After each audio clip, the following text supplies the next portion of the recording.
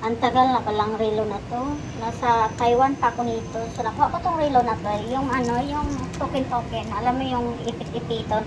So, kaning sa Taiwan man siya dito nga relo. Tibay kay siya ay kay ngano di siya basta-basta magkalawag. Sa kadugay niya bro, ning bigay na gudang sa gilid, nagkalawag siya gamit kay nagamit akong chok.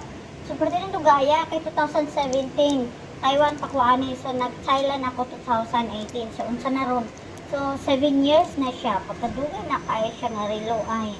Nga, tingala ko kay, wala ni hunong. Sabi na kong guba na yun pala kay, ang iya na yung battery week na di ay. So, katulon ako siya gialis dag battery. So, ganahan ko ani nga relo kay, black siya na. Tapos yung lace niya kay kuan.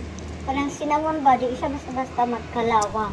So, dugay na kaya ni siya sa ako ang relo. So, wala gina ko siya gidispatch kay dugay na kayo siya. So, still buhay pag